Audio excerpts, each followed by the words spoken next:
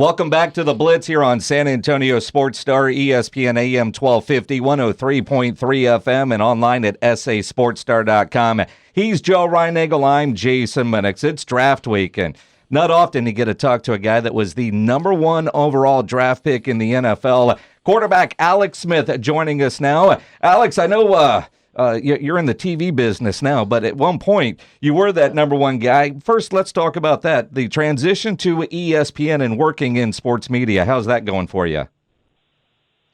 It's going well. First off, Jason, Joe, thanks for having me. Yeah, I enjoyed it. I'm only 1 year done from playing, which is crazy to say because I feel like it's been like 5. But really, really enjoyed it. Last year was my first year with ESPN, covering the NFL as an analyst, and for me, wondering what that was going to be like, right? Like I didn't necessarily want to be a guy out there with kind of hot takes and saying crazy stuff and opinions just for the sake of saying them, and wondered how I would fit into that role. And but I came out of it really, really loving what I got to do, especially with ESPN and everybody that I worked with, doing the Monday night countdowns, doing a bunch of quarterback interviews, sitting down with a bunch of guys that I got to play against and know really well, and enjoyed it. And knowing that, listen, I love the game of football. I had a crazy long career and learned a lot, over the years, and enjoyed talking about it, being open and honest about it, and just kind of talking ball. And I do think people at the end of the day love that. It doesn't necessarily have to be, like I said, hot takes. And so for me, looking forward to this next season and kind of continuing that and getting better at it. And again, talking ball, and hopefully another great season ahead of us. Well, obviously a guy like you who played ball and did it at a very high level, you know what you're talking about.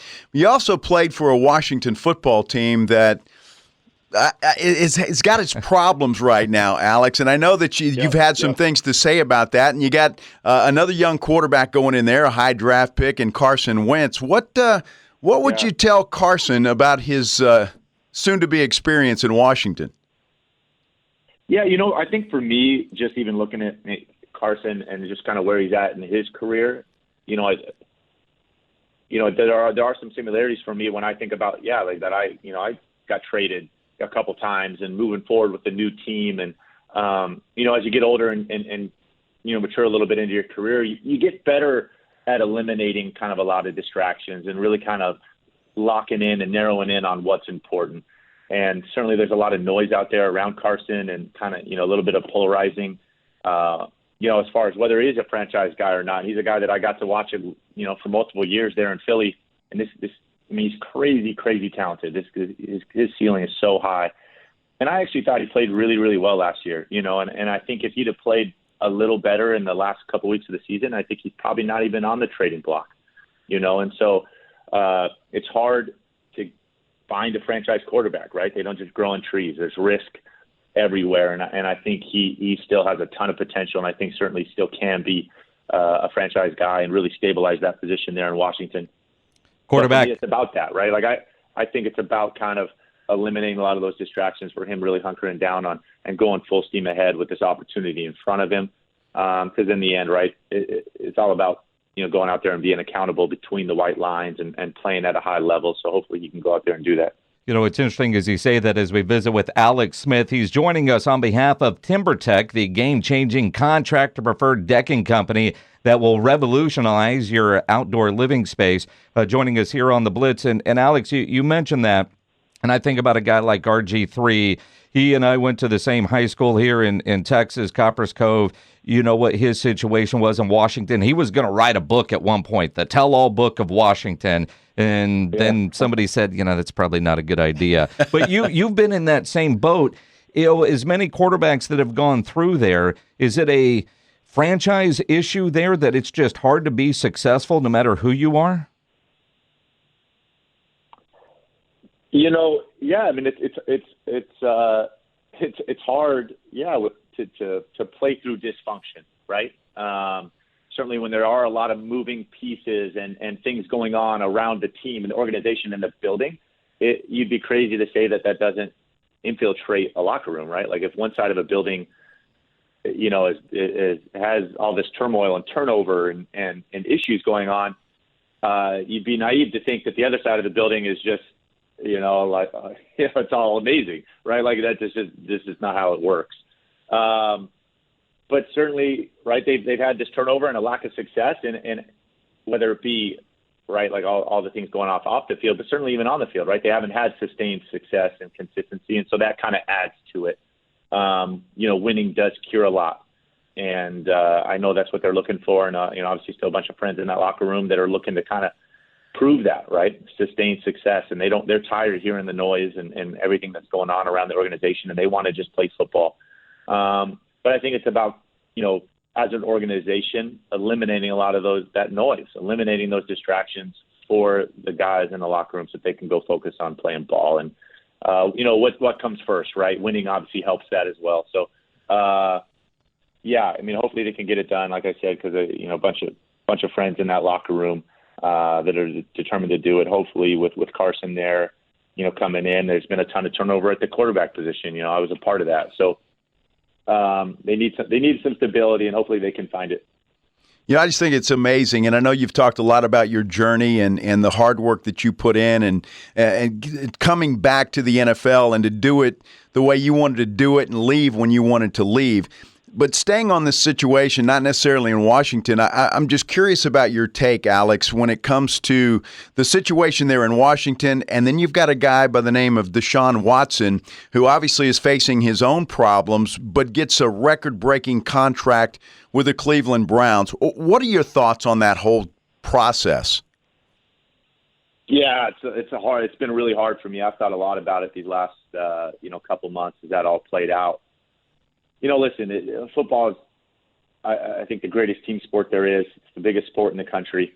And without a doubt, the quarterback position is the number one position in the game, right? You touch the ball every single play. You have the biggest, bearing on the outcome of these games and success. And it's hard. We just talked about it, right? It's hard to find franchise quarterbacks. And here you have the Cleveland Browns.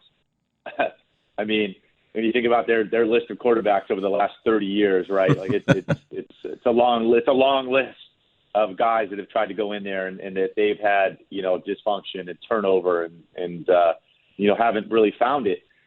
And it's as I reflect on, here they drafted Baker Mayfield. He had really kind of played great, a couple years ago. And, you're thinking he finally stabilized that position. And last year, certainly them as a team didn't meet expectations. Baker played through a lot of injuries. I showed a lot of toughness, but certainly I think he'd tell you didn't play up to his expectations as well. And you see a desperate organization that's desperate for a quarterback go out and make this move and give a guy like Deshaun Watson the biggest guaranteed contract in NFL history. And, for me, it's as a fan, it's just hard to digest, right? Like that's who has the biggest, guaranteed contract in the history of NFL. It's not Patrick Mahomes. It's not Josh Allen. It's not Lamar Jackson. It's a guy with, these 22, I think it is, civil allegations out there. I'm not sure what that says, but obviously it kind of, it's where we are.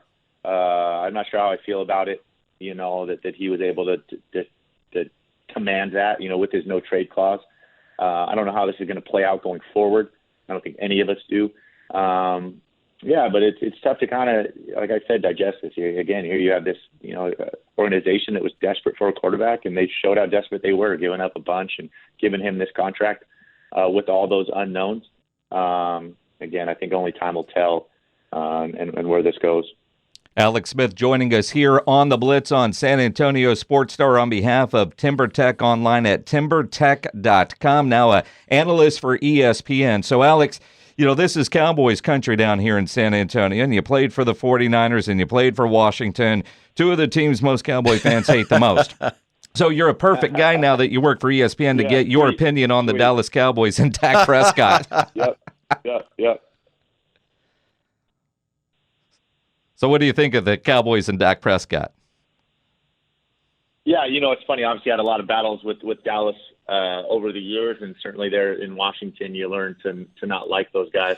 The funny thing is that Dak and I, it's funny, are really close. We had the same college coach. Dan Mullen was my quarterback coach all through college. I'm incredibly close with. He coached Dak at Mississippi State. So he and I have he's a guy I've followed since he was in college and rooted for and cheered for. And then to see what he went through last year, with his own injury and recovery back, and to see him come back and play the way he did was so much fun, just from a personal standpoint, to see him go out there. Because I'm such a big fan, not only of the player, but just the person Dak is, his leadership, his maturity. He's a guy that's like incredibly wise, I think, beyond his years. So excited to see him. He had such a crazy trajectory and before his injury, and to see him kind of get back to that level was really, really awesome. I thought it was great for the NFL. Because the NFL is better when Dallas is playing good, as much as some people don't want to hear that. So yeah, I'm pumped. I mean, pumped for Dak, and then moving forward. Obviously, I know they were bummed the way that the season ended, but they have they have so much talent, and I think when they're on, they can play with anybody. So we'll see if how the draft shakes out here, who the pieces they add. And what they look like come the fall. But for me, personally, just my relationship with Dak, he's a guy I'm always rooting for. So, not necessarily opposed to their success. Well, that's good to hear. That's very good to hear. Sounded like he was saying that while getting a tooth pulled. Exactly, right. Alex, speaking of success, when you say the name Alex Smith, you can't help but think of the journey that you went on. I mean, obviously a devastating leg injury that you worked your tail off and made it back to the NFL and then went out on your own. And San Antonio was a big part of that. Can you talk about your time here in San Antonio and what all that meant to you? Yeah, San Antonio forever for me, just like it signifies so much for me and my family. So many positives, just such a life-changing place for me. When my injury really went sideways with the infection, and obviously it was pretty scary there for my life, and then talking about amputating my leg for a long, long time, and I was fortunate enough to get this Secretary of Defense designation, which enabled me to go down to San Antonio to the Brooke Army Medical Center down there, and to get into the Center for the Intrepid, and all that came with their wealth of expertise with these types of injuries and the rehab, and it was so unknown for me going through that. There were no athletes that had gone through something like this. There was no one for me to look to as far as a roadmap or hope of getting back. And really, there was so much negativity around my outcome and what the rest of my life would look like. And there was one beacon of hope. And for me, it was down there at the Center for the Intrepid and all the folks down there. And they were the only place that were telling me that I could go do more, that I could dream bigger. And this is how, and the fact that some of our servicemen and women had gotten back to elite levels, that had gone through similar injuries as mine, sometimes even more severe, and had gone back to elite levels. And so it just was such a life-changing place. My first visit, I'll never forget down there. I couldn't even walk. I couldn't even stand on my leg. I really was having a hard time digesting what had happened to me and where my life was headed. And, really kind of feeling sorry for myself. And to get to go down there alongside our servicemen and women and the folks down there at the Center for the Intrepid, and the profound effect it had on my life and my mentality towards this injury and my recovery. It's the first place I ever said out loud that I wanted to come back and play football. And I was terrified when I said it, but I'm so grateful that I put it out there. And it was really the people down there that encouraged me and nudged me and pushed me along and allowed me to be crazy enough to say that, right? And then to kind of to try to follow through with it. And I literally last week got off the phone. I had a long conversation with one of the doctors down there, Dr. Alderetti, who I'm incredibly close with, because when you go through something like this, right, people become like family. And so, again, me and my family, we love San Antonio. We spent so much time down there. And it forever, again, I think it just fosters so many great memories. It will forever be a part of our life. I'm so thankful for the mindset change that the military had on me. And as I, look to, what does my life look like away from football now moving forward, not just as an ESPN analyst, but I do think there'll forever be a relationship with me and the people down there at the Center for the Intrepid, and whatever I can do to try to help give back again, because I do feel so lucky that I got to be able to go down there again, and the effect that it did have on me and changing, what the rest of my life looks like in such a positive way. It's an incredible story, and the fact that you spent so much time in San Antonio kind of under the radar. I don't think any of us knew you were down here doing that until we saw it on Project 11, the great feature on Stephania Bell, and we all looked around in the media going, wait, that was happening here and nobody knew about it. Yeah. Spent a lot of time there. Yep, San Antonio, hanging out. I love the Pearl area down there, hanging out. And again, it's just such a special place for me, and so enjoying obviously talking about it and hopefully shed some light on it. But again, it is very, very real. My life wouldn't be the same if I wasn't lucky enough to be able to go down there and the effect they had on not just the physical side, right? These are the experts on everything that I was going through and the rehab that I was facing, but just, again, the mindset change and the approach to life and challenges and adversity, and it's something I'll take with me for the rest of my life. Absolutely. Alex Smith joining us here on The Blitz. On behalf of Timber Tech, you're working with them as they get ready for the NFL draft because, it's the end of April. It's draft season, deck and patio season. Tell us about Timber Tech. Yeah, I think we're all anxious, right? The weather changing and to get outside, and it is decking season. And, pumped to be partnered with such a cool company, Timber Tech. They're awesome. For anybody that doesn't know, go check them out, timbertech.com. The stuff's great. Absolutely zero maintenance, no sanding, no staining. It's just a huge plus for me. And then I think the most amazing thing is it's 100% recycled material. It's awesome for the earth. I know I can't wait to get outside and enjoy my deck and hang out and enjoy some good weather. Again, for people that don't know, go check them. If you check them out, timbertech.com. If you're looking to make a change in decking, they got a ton of cool stuff on there. So, again, just pumped to be partnered with them. Timbertech.com. Alex Smith, we could talk to you for hours, my friend, but I know you got to run. So do we. We got to pay for this. Appreciate the time and congratulations on all your success at ESPN and everything you've done up to this point. Love watching you on TV. Yeah, thank you, Alex. Yeah, Jason, Joe, thanks for having me.